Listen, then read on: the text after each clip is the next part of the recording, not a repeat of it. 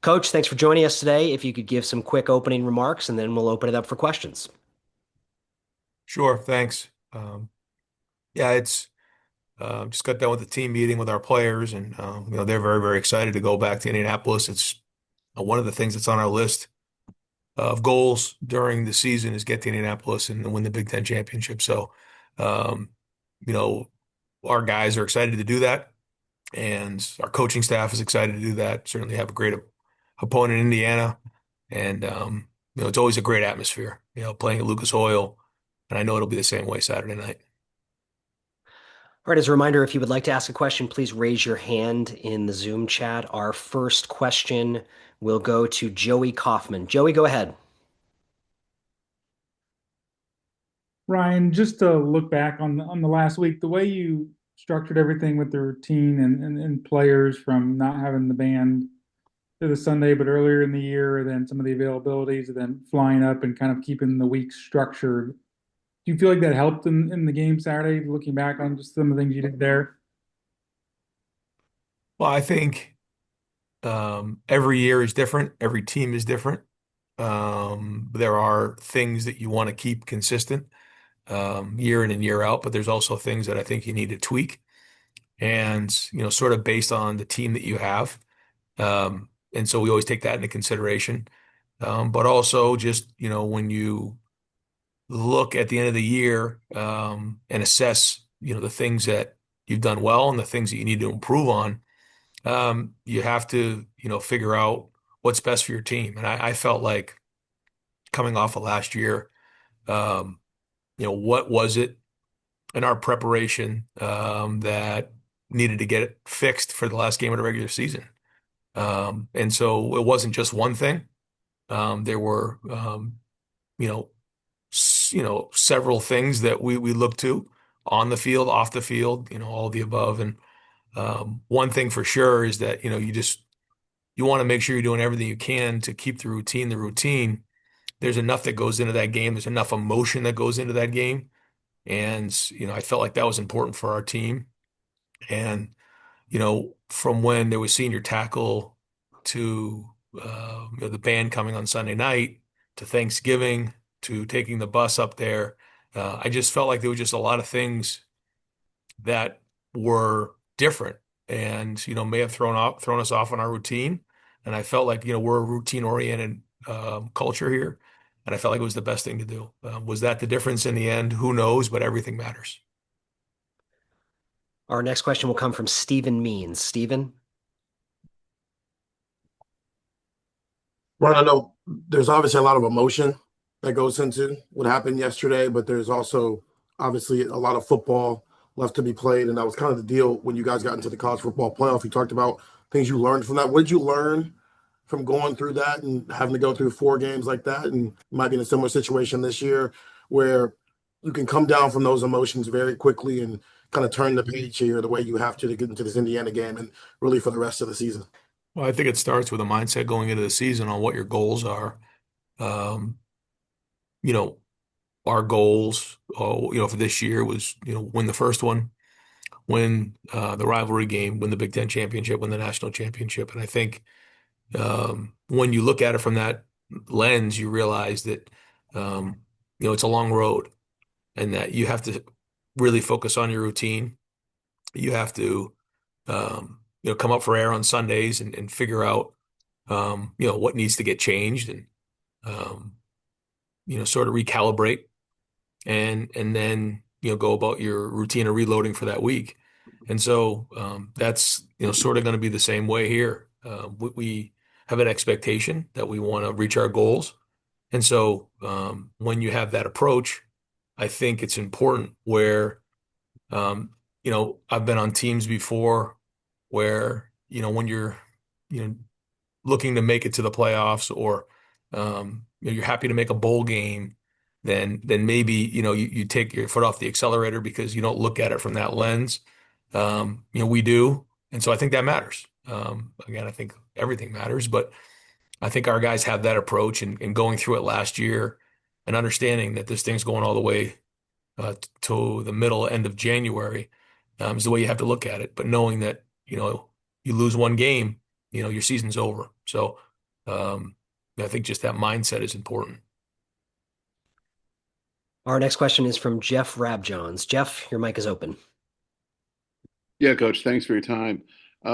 You know this conference, you know college football history. When you see somebody like Kirk Cignetti do what he's done at a place that obviously has Indiana's history, your thoughts as a coach about the job he's done are what? I think the first thing is he's adapted to um, modern times. He certainly has taken a roster and turned it over quickly and brought in some really talented players.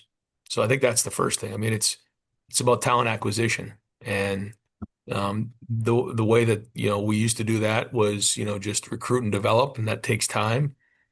He's been aggressive and he's been able to turn over his roster and bring in a lot of talent in a short period of time, which is really well done. And you can tell they're good evaluators of talent. And then when you watch them play, they're well coached.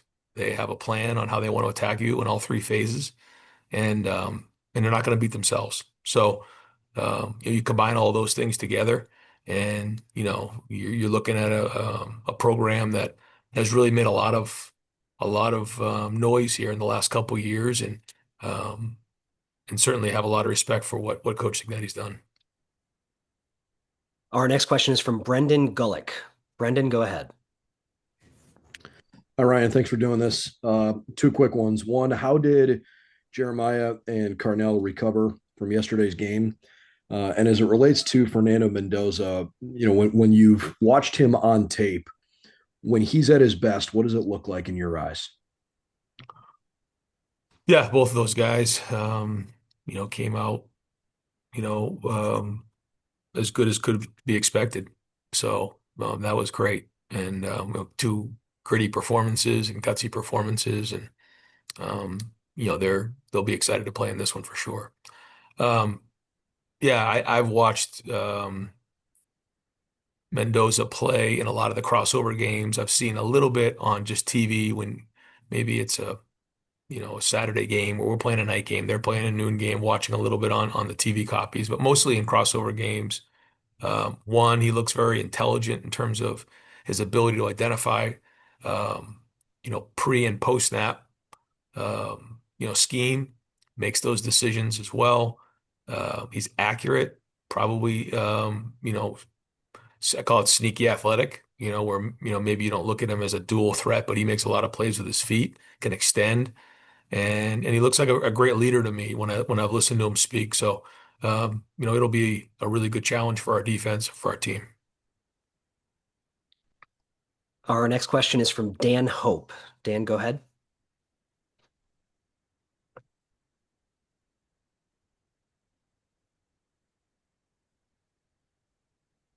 Dan?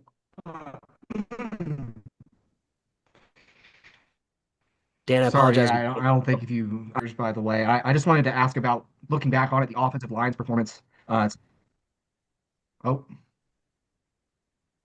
Yeah. We can, Dan. Yeah. The O-line you're asking about. And you watch our film, the O-line in this past game was as good as I've seen. The physicality, the way that they played, um, it was pretty amazing. I think there was 43 knockdowns between all five of them, which I've never heard of before. They just played their tail off.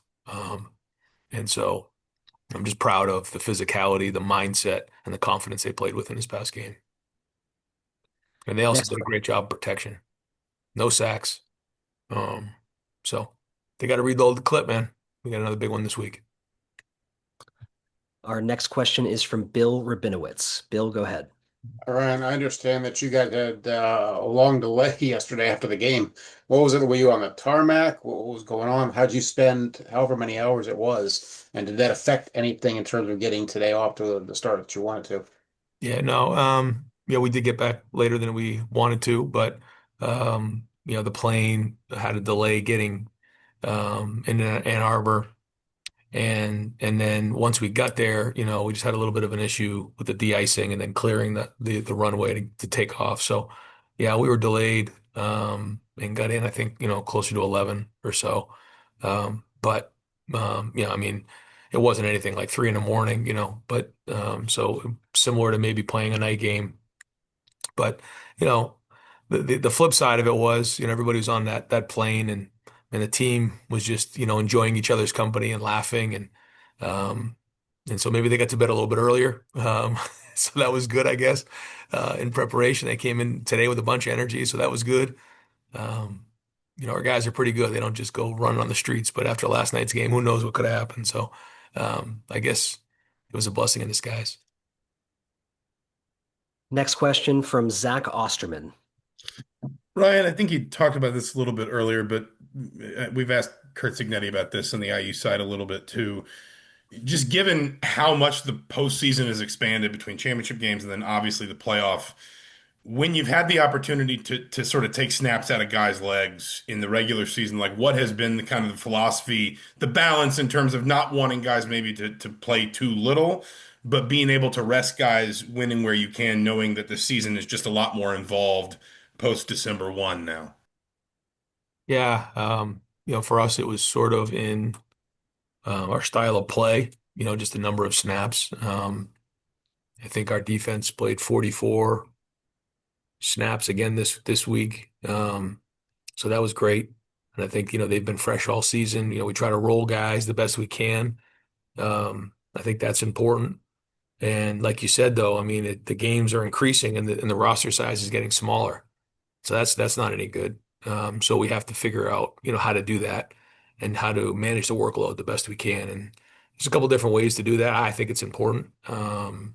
Everybody has their own style, but we've sort of done that with our pace of play. And we try to control the game on offense. Next question is from Adam King. Ryan, you were here during the four straight Big Ten championship run where it felt like almost a given that you would raise that trophy in Indy. Now that you haven't been there in a few years, does it make this so much sweeter for you guys? I know it's a goal every year, but forgetting about the playoff, forgetting about the bye, just the idea of raising that trophy in Indy has been a goal for you guys for so long. Does it make it a little more special? Well, it might have felt like a given to you, but it never felt like a given to me. I can tell you that. This conference is a good conference, and every year it gets better and better. And now the fact that there's 18 teams in it from coast to coast, it's harder and harder to win the conference. And so, yeah, I mean, we wanted to get to Indy. It's been too long, and yeah, it'll be important. I mean, it's an electric atmosphere. It's a great venue for it. We always get a great crowd who travels over. So, yeah, it'll be important. There's no question. It's been too long since we've been to Indy, and we want to win this thing. Our next question is from Cameron T. Robinson. Cameron, go ahead.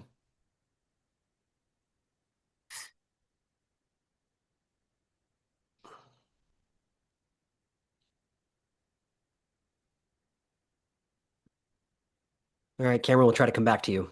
Our next question in that case will come from Doug Lesmerises. Hey Ryan, you stated a couple times this Big Ten championship is a goal for you guys, but it is between your rivalry game and the college football playoff. I think some people have questioned what is the value of conference championship games in this day and age. As it relates to health of players or anything else, is there anything that would you would think about the balance of making sure you're healthy and rested and ready for the playoff versus going all out to win this thing no matter what? I've said before that I think it's something that we need to consider just how it plays into the playoffs and what it means. I do think I think so. But I think important for us right now is like we want to be the one seed going in to the playoffs, and that's what we're fighting for. So I do hear what you're saying, but I think it's also important to be the one seed. And so here we are, and that's what we're going to be playing for here, and that's the focus. But I do think it's important for us to be thinking about how this game does affect the playoffs and making sure that it's in alignment and it makes sense. Because I think it's a big deal, and I think winning your conference is a big deal. You think about in like, in the basketball tournament, it's an automatic qualifier, which is great, but it should mean something, and um, and I think it does. So, but I do think, if it's going to stay the way it is at 12, or if it's going to expand, we just need to make sure that it's all in alignment.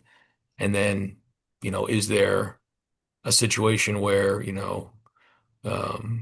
4, 5, and 6 in the conference also play during this weekend? I know that's something that has been thrown out before that I think makes sense. It's one more game for us to play.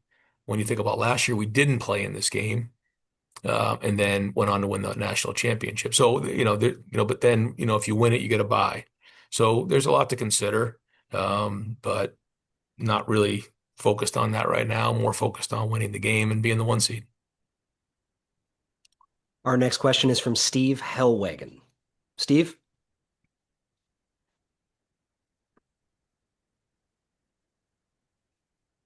Yeah, Coach, if you can hear me, Indiana last year, somewhat of a novelty, and maybe the moment was too big for them when they played you guys at Ohio Stadium and you beat them by 3 touchdowns. This year, as your mentor, Urban would say, they have a belief or a testimony. They went to Oregon and beat, one of the top 3 or 4 teams in the country on their field. So they're no longer, they have that belief. Just what's your feeling about what they're going to bring to the table in that regard? And also, this was asked of Coach Signetti. I'll ask you as well. Win or lose, do both of these teams playing Saturday deserve a first round bye for the playoff? Yeah, I really haven't even been following that, but I did talk about it a little bit yesterday with Ross, just trying to get an idea. Like, I don't even know who 3 was or 4 was, quite honestly, because it doesn't really matter to us. I was just so focused on winning that game last week.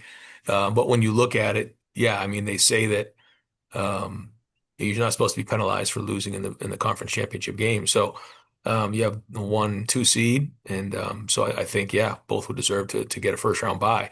But I also think it matters when you're, the 1 or the 3 or 4, because of who you play. So I think it's important to win this game and be the 1 seed. It just kind of help your chances. Everything matters, and so we want to make sure we win that. And then, yeah, going back to what you said about Indiana, yeah, I mean, this is a team now that has been winning at a high level for 2 years. So there'll be no moment too big for them. They'll be ready to go. Coach, our next question comes from Stefan Kreisnik. Hey Ryan, right before you got on here, we were speaking with Coach Signetti, and he said that you're going to be remembered one day as one of the legends of college football. What's your reaction to hearing that from him, and what do you feel like he's added to the Big Ten since joining the conference? Well, that's quite a compliment, but and I appreciate him saying that. I'm not too sure what to think of that. I don't got a lot of football to coach before any of those type of conversations. But I think the one thing about Coach Signetti, one, he grew up in a football family, and I sort of you know have like a respect for the way he grew up when I watch my son RJ, and he's the son of a coach, and everything that comes with that, and he just has a feel for the game. And when you grow up around this profession, you understand what it's supposed to look like. You understand people, you understand situations, and that's the way he is, and that's the way he coaches. And you can see that based on how quickly, he's turned things around in Indiana, but also, he's won wherever he's been. I know people, laugh about, some of the comments he makes about Google him and all that, but it's true. And he's been around football his whole life, and it just makes sense to him. He's been around it, been around winning football, and you certainly, you see the guys on his staff, they stay with him for a long time, and that says a lot about your culture when your coaches want to be with you and stick with you. So, I got a lot of respect for him as well, and certainly, now. It's been great to, see him as a competitor in the conference in such a short period of time. Our next question is from Kyle Babcock. Kyle? Hey, Coach. This year's team is ranked number 1 last year national champion. How similar, how different are these teams from last year to this year, but with the expectations being high? It's a different team.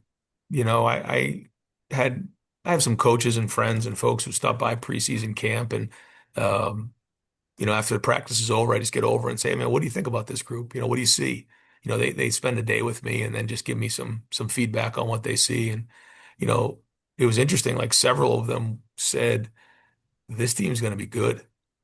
This team's going to be really good, but they're different. They're different than the team you had last year. And, I listened to the first one and the second one, but by the time like a third person said that observation to me, I really gave it some thought. And I think it's a different group of guys, very businesslike. They're focused, they're mature. That was one of the things going into the season that I wasn't sure about this team, how mature they were. And man, they grew up fast, or maybe they were more mature than I thought they were when we came in. Um, they're talented, they're tough, they're smart, and they care about each other. So it's a great group to be around. I'm grateful to be around these guys every day. I think we have a great coaching staff. They work well together. There's good chemistry there. Um, but we talked about in our team meeting today, like, all right, regular season's over.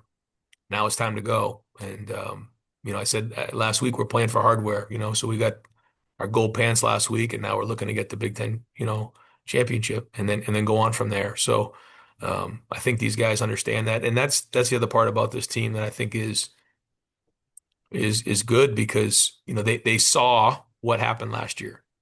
They saw the run that we went on. They saw what it takes. Some of those guys were a part of it, and now they want to be the first team to win back-to-back national championships in Ohio State history.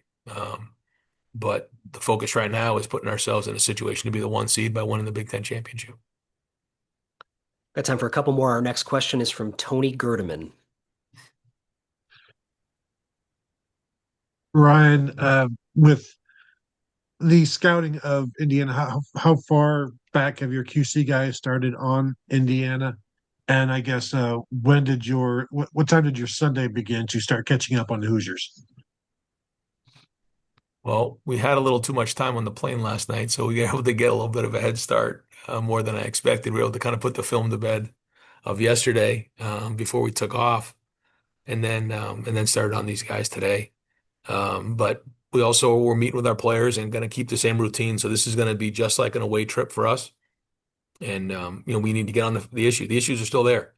Getting on the film. A lot of guys graded out a champion. A lot of guys did their job at a high level, but the issues are still there. And as we continue to go down the road and the competition continues to increase and we find ourselves in these matchup games, the issues are going to come to the forefront if we don't get them fixed.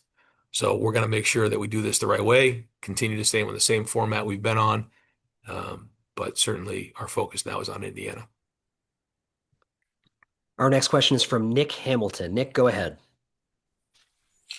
Hey, Coach. Wanted to ask you just about Matt Patricia and how much you've seen him just really transform this defense to a top-notch defense, and be able to bring that ferociousness that you guys have had throughout the course of the season. Yeah, I mean, I think it's pretty clear to anyone close to the program that he's done a great job early on of building relationship with the players. And as the season's gone on, it's only fortified itself more. He's a very likable guy who just has a great personality, cares about his players.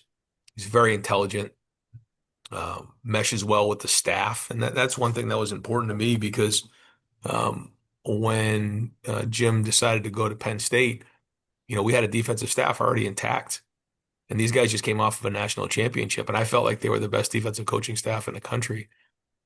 But we needed to bring in someone to work with them and work with our players. And Matt has turned out to be a great fit.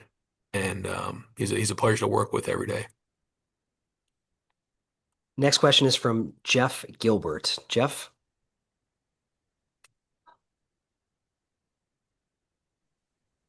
Yeah, Coach. Coach Signetti, when he talks about process, you talk about process a lot. Seems like he says a lot of I don't know exactly the same things, but the same ideas What do you hear from him that you think is making him be able to revamp this beyond just getting players? Well, I don't want to speak, you know, on somebody else's program, but when I have listened to Coach Signetti speak, you can tell that he has a system in place. And in that system, he knows what it's supposed to look like. Um, and I think there's a belief within the program and a credibility of his competence as a coach that if you follow the plan, it's going to work. And his confidence um, really exudes from the system. That's what it looks like to me. Now, I don't know that, but it looks to me like, the preparation that they put in, they seem prepared. And when you're prepared, you have confidence. And then his players play like that. So again, that's just an observation. I'm not in there every day, but from afar, it's certainly easy to see that, they do a great job of playing fast and with confidence. Um, and I think that has a lot to do with how he coaches and how his staff coaches and the systems that they have in place. All right, Coach, our last question today will come from Bill Landis. Bill, go ahead.